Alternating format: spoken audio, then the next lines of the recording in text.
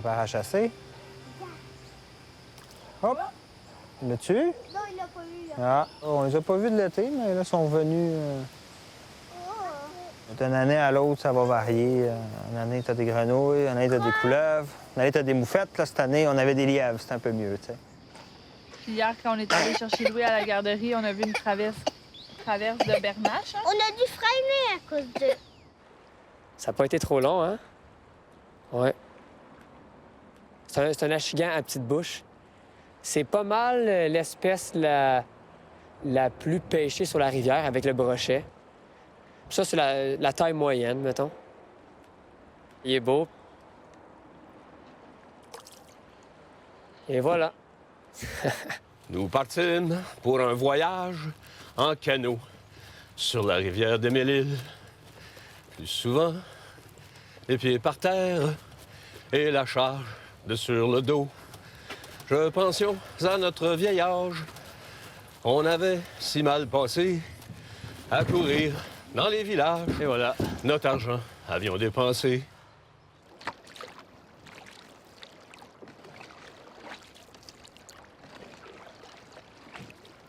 Ici, en ce moment, on est dans un herbier flottant. C'est herbier, c'est parce que c'est de l'herbe, là. Puis c'est flottant. Fait que, tu sais, ça, là, c'est un immense herbier flottant avec des nénuphars, des nymphéas, différents types de végétation.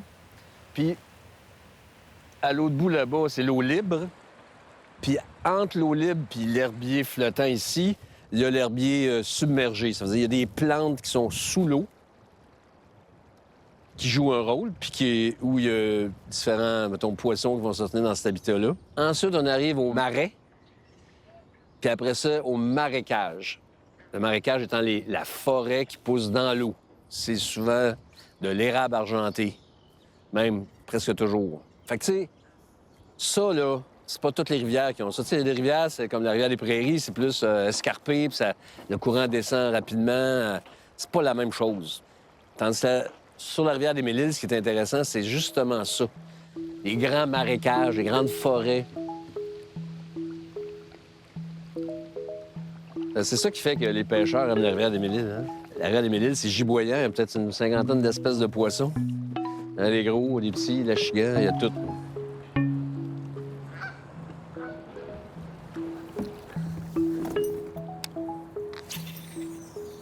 Je m'en souviens, c'était après le dîner, là, un après-midi, un samedi. Puis mon père, il me dit on va aller voir ça, la rivière des Mille-Îles, à quoi ça ressemble. Moi, je suis tout jeune, j'ai aucune idée à quoi ça ressemble. Alors là, on arrive, on est au parc Charbonneau, c'est un endroit assez occupé puis convoité par les plaisanciers puis les gens qui pêchent à partir du bord de l'eau. Et c'est la première fois que j'ai vu la rivière.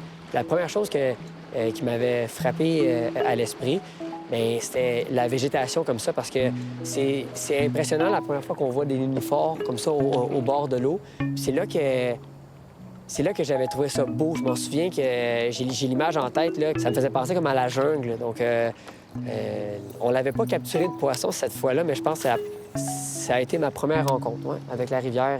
C'est super plaisant, c'était avec mon papa. Puis c'est là que ça a commencé. Après, là, la vraie passion pour la pêche, je pense que c'était là. Puis par la suite, quand j'ai commencé à m'intriguer de plus en plus à la pêche, je descendais avec mon vélo, ma canne à pêche attachée avec des tie wraps sur mon vélo.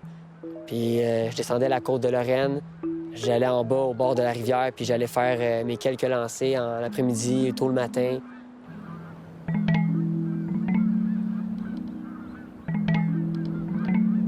Nous, c'est une drôle d'histoire, hein, parce qu'on cherchait on magasinait un duplex à Montréal. Fait que, comme vous pouvez voir, ça a un petit peu changé les plans. Puis en arrivant, qu'est-ce qu'on voit pas en arrière? Bien, le marais, on sort voir, on voit 2 hérons.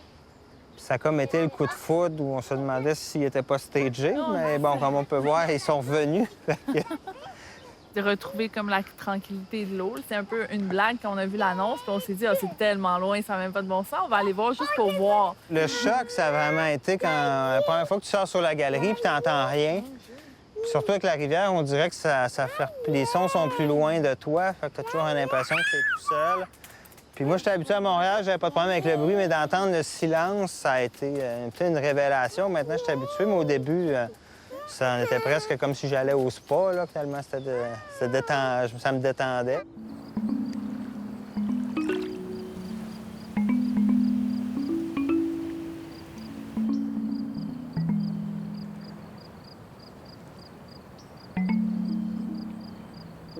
Avec mon collègue Michel, qui aimait beaucoup le canot, c'est un fervent amateur de canot,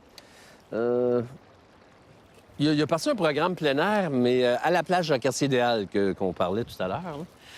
Et c'était ça, le camp des voyageurs. Fait que c'était mon premier contact avec la rivière des Mille-Îles, où j'animais des jeunes. Là, les jeunes campaient là 4 jours, puis on faisait du vélo, du canot. Fait que c'est là mes premiers contacts avec la rivière des Mille-Îles. Et ça, on trouvait ça superbe. Malgré que c'était pollué, pas mal. Fait qu'on faisait des feux le soir, des bûchers. C'était assez costaud, là. Pour des moniteurs, là, de s'occuper de 120 jeunes. Mais elle a eu d'autres époques glorieuses aussi, là. Plage de Quartier-Idéal, c'était le haut lieu de la villégiature sur la rivière des Mille-Îles dans les années 40, 45. Alors, les gens descendaient de Montréal en train, puis arrêtaient à la gare, puis s'en venaient ici. Il y avait une plage, d'ailleurs, ça s'appelle la plage au Quartier-Idéal. C'était du sable, des camions de sable là, qui venaient porter ça chaque année. Puis on parle de milliers de personnes qui venaient ici. Il y avait une grande salle de danse pour 2000 personnes. Il y avait des restaurants, il y avait des parades de bateaux en bois d'acajou. Tu sais, les gens, là, quand on parle de 2000, 2500 personnes là, sur ce site-là, c'était la fête.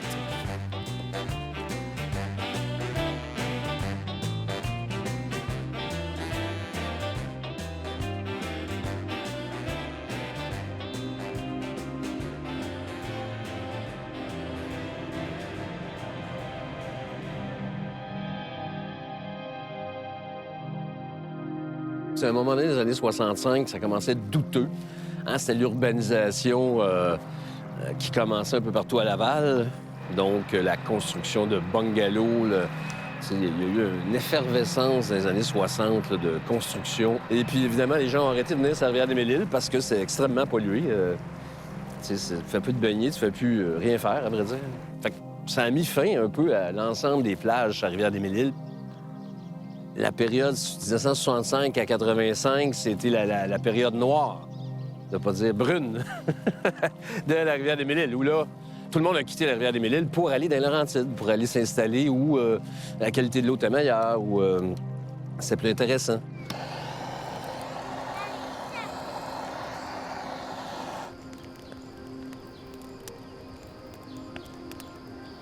Regarde un pic de bois!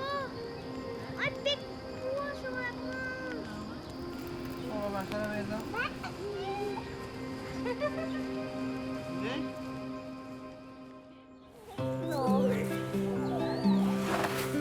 Vas-y!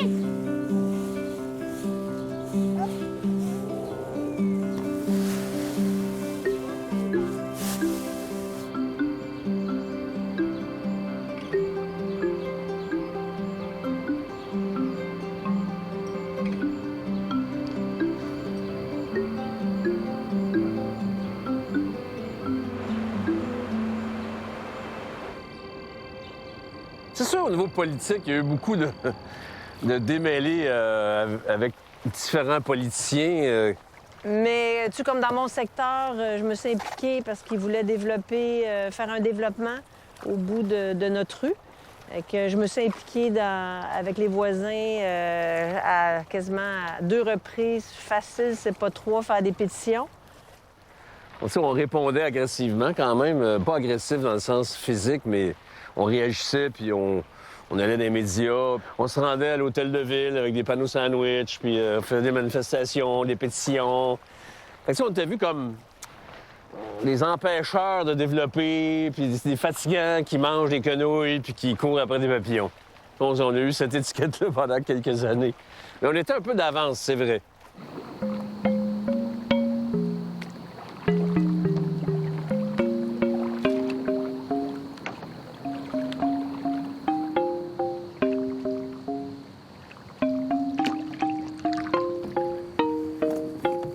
Quand j'ai commencé à regarder les vidéos de pêche québécois, j'adorais ça. Il y avait plein d'émissions, plein de chaînes, mais je trouvais qu'il y avait un manque pour les jeunes, puis ma génération à moi. Le premier vidéo, c'était dans la forêt des Coteaux, ici à quelques minutes de la rivière, et j'avais le goût d'expliquer aux gens mon opinion sur les 5 meilleures leurres pour pêcher l'achigan au Québec. J'avais peur de la critique, des commentaires des autres, c'est sûr. Le moment que tu mets une vidéo sur le web pour la première fois, c'est pas trop ça va être quoi les réactions, mais d'avoir fait du vidéo devant la caméra, tout ça, ça m'a beaucoup dégêné. Ça, c'est vraiment quelque chose que je suis content d'avoir accompli.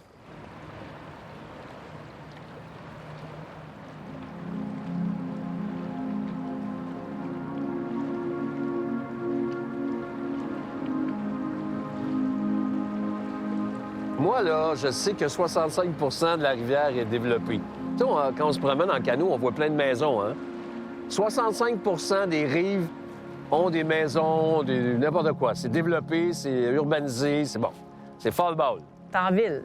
Fait que, à partir de là, quand on est arrivé sur la rivière des Mille-Îles, on s'est dit, le peu qui reste, il faut absolument qu'il n'y ait plus rien qui soit bâti, parce qu'il ne restera plus rien. Tu sais, on regarde ici, là, c'est un habitat, l'eau. On la protège. C'est la même chose pour les bandes riveraines, les marais en arrière qu'on voit, là. Il faut les protéger. C'est là que les canards nichent, c'est là que tout se passe dans les marais, marécages, dans les bandes inondables, les zones inondables. Fait que, tu sais, tout terrain qui peut être protégé sur la rivière et en bordure de la rivière doit l'être là.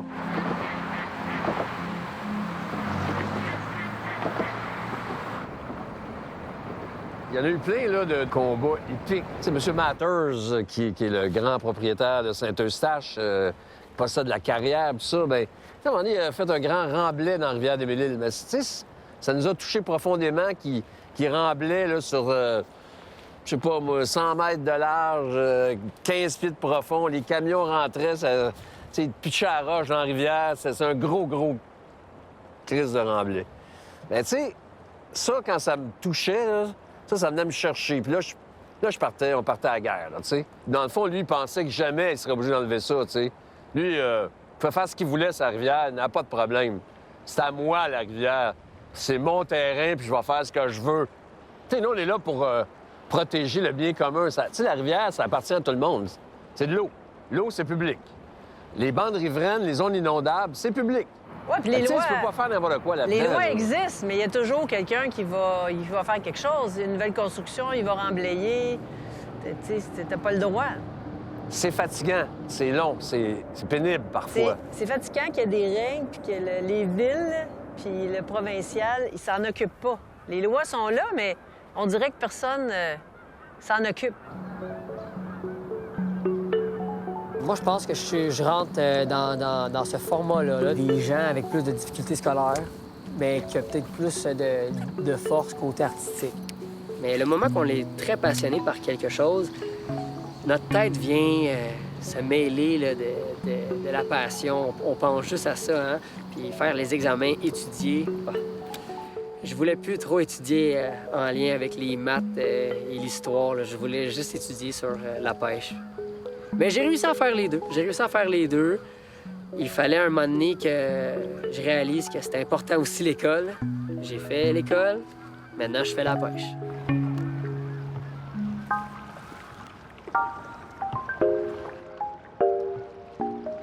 Viens donc à droite. On va les attendre. Ça, c'est une hutte de castor fortement utilisée.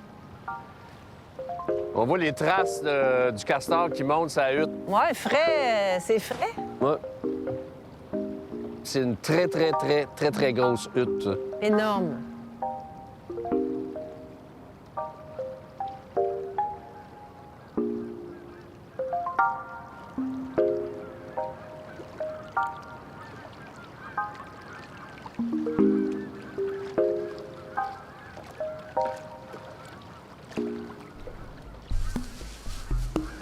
Chaque année est une aventure. On ne sait jamais à quoi s'attendre. Ça, c'est quelque chose de le fun. Nous, au lieu de surveiller les travaux, bien, on surveille voir est-ce que la rivière va monter. Si cette année qu'on se fait inonder. On a encore 400 mètres avant que l'eau se rende. Fait que ça ne nous empêche pas de dormir. Hein? Non.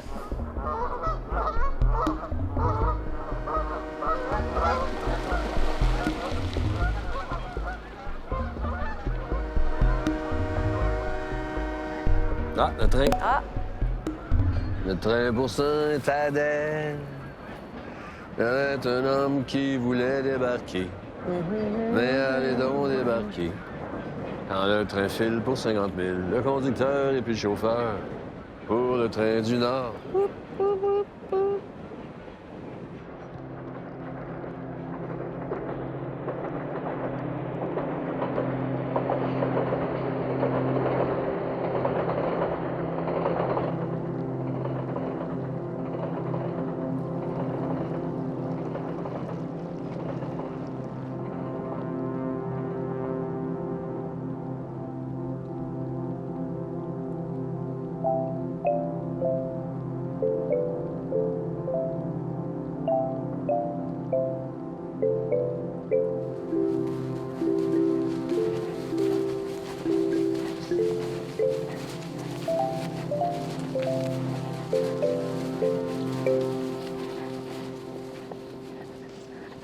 Matters était sur son tas de roche, puis il beuglait. Et on s'est dit, pas grave. Tu sais, il a pas le droit de faire ça. Tu sais, s'il y a un règlement, t'as pas le droit. C'est pas à cause que t'es riche, puis que tu penses que tu peux tout faire, que tu vas le faire, tu sais. C'est non, le juge a dit non, on applique le règlement. Pas le droit de remblai, tu dois enlever tout ce que tu as mis dans la zone inondable. C'était gros, là. À un moment donné, ça t'en prend un qui fait ah ouais. Je pense que ce serait bon, là, qu'on intervienne puis qu'on applique le règlement à 100 puis qu'on dise au monsieur, t'enlèves tout. On sait que ça va te coûter quelques millions, mais t'as pas le droit. Puis là, ben, il avait dit, si vous le faites pas, on vous envoie en prison. Ça, c'était une grande victoire. Ça a montré l'exemple un peu aux autres que tu peux pas faire n'importe quoi. Tu sais, tu peux pas t'installer ici puis construire 20 étages puis faire semblant que personne n'est au courant, tu sais. Pousse ton pied au maximum, c'est beau. On va le retirer un petit peu. Ça va aller. Tu me dis si c'est trop serré. Ouais. C'est beau.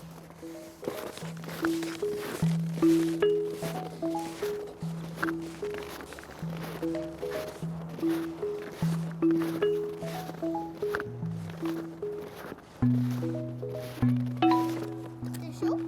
Non. Correct? Goûte-y ici. Ça va te réchauffer.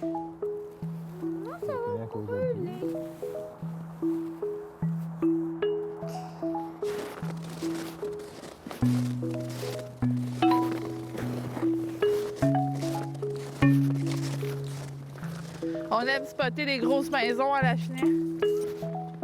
C'est fou, on a l'impression que tu pèses sur le bord, mais j'ose pas.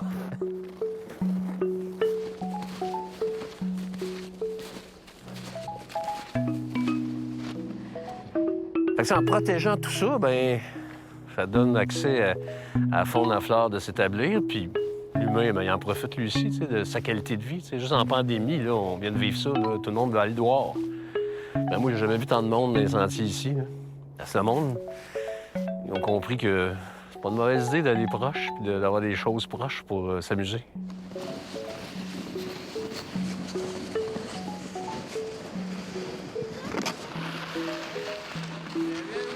Jamais je pensais que je croiserais un renard le matin en venant travailler, que j'aurais des lièvres sur le terrain, puis un aigle qui rôde autour.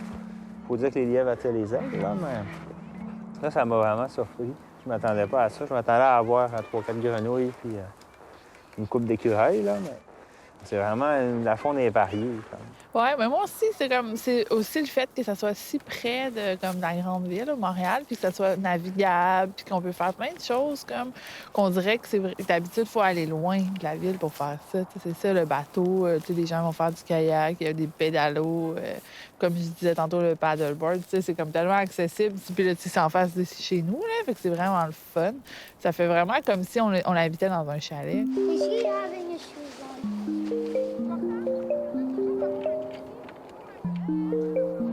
Il y a cette voisine qui est un peu fâchée. Peut-être qu'il y a quelque chose.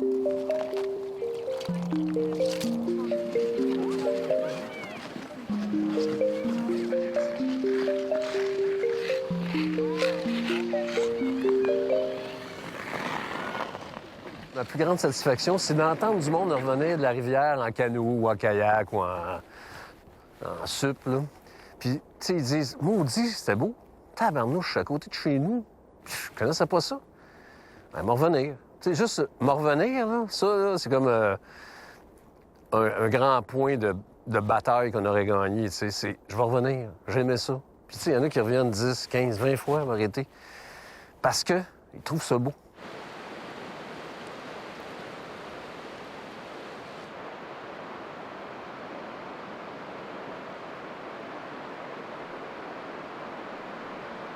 C'est sûr, je tiens plus compte du cycle de la rivière maintenant parce que c'est ton environnement immédiat. Tu sais, quand tu es collé à la nature, tu es obligé de t'arrimer à elle. Ça nous rappelle que, bon, on est toujours arrimé à la nature. Même en ville, on respire de l'air, on mange des aliments. C'est la nature, on l'a juste plus transformé. Mais des fois, on l'oublie un peu. Fait que, tu sais, ça, on y pense à chaque jour parce qu'on l'a devant nous, tu sais. C'est souvent ça, la réalité. Quand on l'a plus, on l'oublie. Puis quand c'est dans notre vie, ça devient quoi d'important. Puis ça, là-dessus, c'est drôle parce qu'on y pense pas, mais dans le fond, j'ai rêvé dans le désert, puis le sable, ça serait toute ma vie. Là. Je parlerais du sable, mais là, j'habite à côté d'une rivière.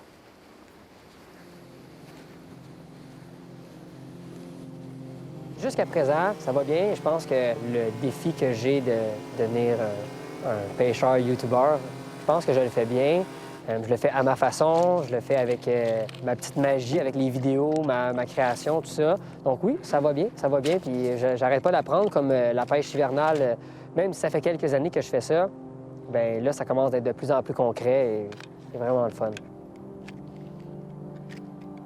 On a arrêté l'hémorragie, puis ça permet maintenant de s'assurer à peu près d'un environnement de qualité, d'un milieu naturel. Tu sais, la rivière a repris un peu son espace nature.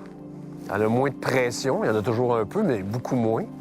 Puis avec la qualité de l'eau qui s'améliore, bien, on revient un peu back to the future. Tu sais, on parle de 600 000 personnes en entour, là. Plus Montréal. Tu sais, on parle de 3 millions de personnes qui vont pouvoir, dans les années futures, avoir accès à cette rivière-là.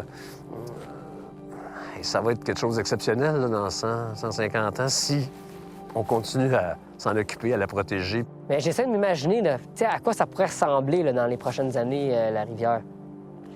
Ouais. Est-ce que ça pourrait être pire? Oui. Est-ce que ça pourrait être moins? Oui. Mais après, je pense que c'est le devoir de chacun d'entre nous de, c'est sûr, de faire attention à, comme on en parle beaucoup, là, la pollution, le recyclage, tellement de choses. C'est l'avenir, hein? L'humain n'a pas le choix. C'est une question d'honneur. L'humain, les Lavallois, les gens de la Rive-Nord doivent s'assurer sur leur honneur que la rivière des Mille-Îles va aller de mieux en mieux, puis qu'elle va être de plus en plus impeccable et accessible.